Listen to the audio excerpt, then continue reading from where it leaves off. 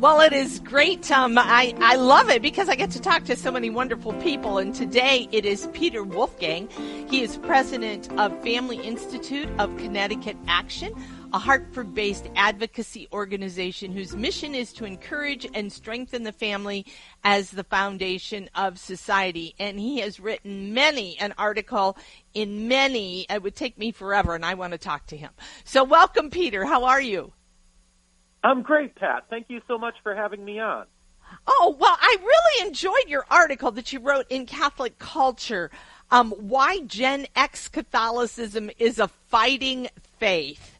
I just the title kind of like, oh, I got to read this.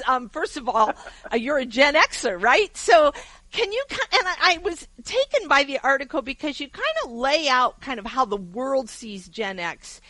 And then you kind of put it in, what does it mean to be a Gen Xer of faith? So can you kind of share that with the audience?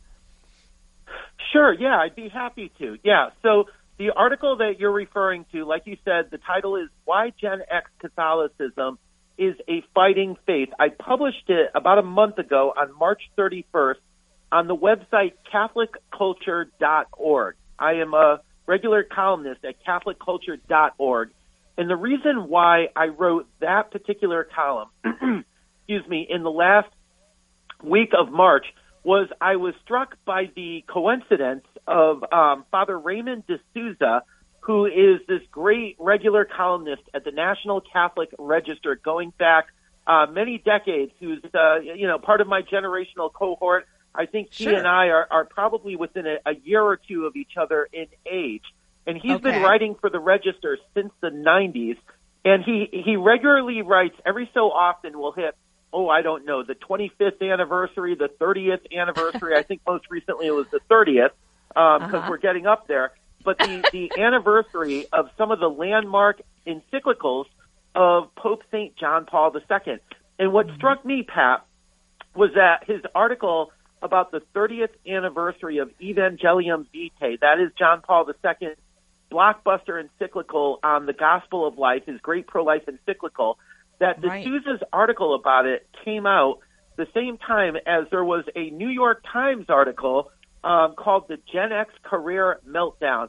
And I was so struck. Of course, I'm reading into D'Souza a little bit because he's not speaking about it from a generational perspective. That's my particular gloss, the fact that these two articles ran together. Was that?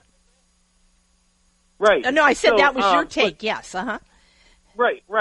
But the Gen X Career Meltdown article in the New York Times, I was just struck by, frankly, kind of a sense of almost hopelessness or despair. I don't know what you call it. I called it NUI at one point in the article that I wrote.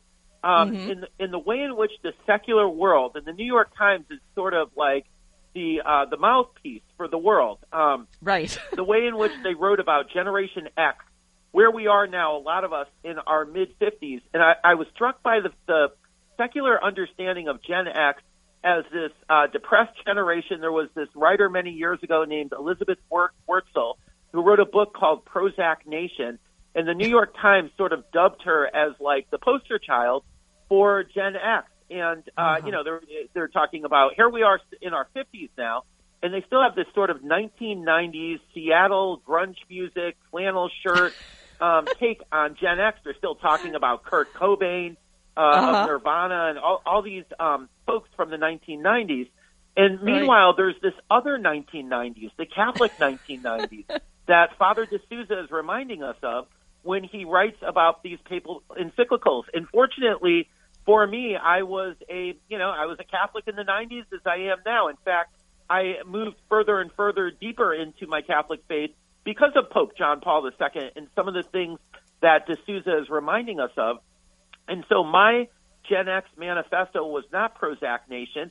It was the gospel of life. And when you read D'Souza, it's a much more hopeful, upbeat take on our generation. Those of us who, instead of buying into some of the lesser visions that the world had on offer for us when we were in our 20s and the 90s, some of us looked to Pope St. John Paul II, and it's really good to reflect on those things and to know, like, we're at the quarter point now of the 21st century, and maybe not everything went as well these last 25 years as we hoped. I mean, at the Great Jubilee of 2000, we were talking about a new evangelization, a new springtime of faith. The third millennium will be ours.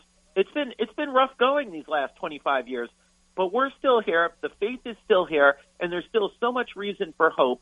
And if you were following, the one thing that mattered, the one thing needful, as Jesus told Martha and Mary, then I think you arrive at a better place than some of the folks our own age that the New York Times was writing about. And so that's some of what I was trying to convey.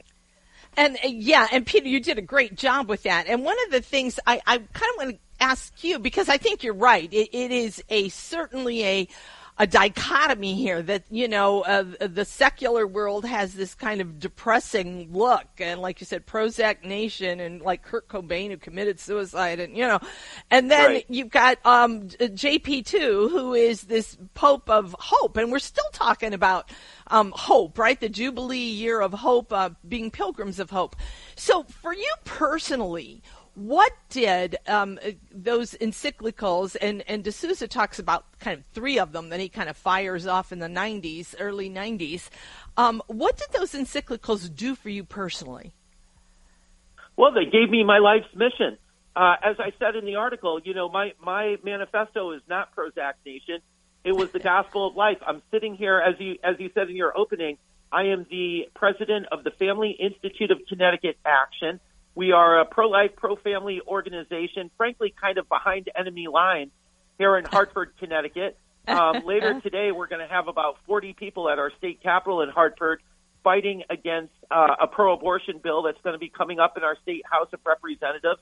I mean, the reason why I mentioned that to your question about the encyclicals is, I read those things when I was in my early 20s. The very first encyclical I ever read was Centesimus Annus, which was Pope St. John Paul II's encyclical in 1991, marking the 100th anniversary of Rerum Novarum. That was Pope Leo XIII encyclical that kicked off the tradition of Catholic social teaching. And John Paul II's document in 1991, his encyclical, which was the first papal encyclical I had ever read, I was 21 years old, his vision for what a post-Cold War world should look like was just so inspiring. The Berlin Wall had come down in 1989. I was 19 years old.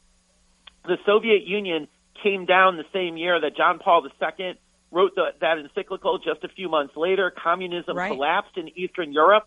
And he really gave the best possible vision for a sort of post-Cold War Christian humanism for Europe. And so now here we are more than 30 years later, and that vision has not been realized, and the world is poorer for it. I think the world kind of followed along in the path of the New York Times and not the path of Pope John Paul II, and there was a better way, and maybe we can still find our way back to it. That's what that meant for me.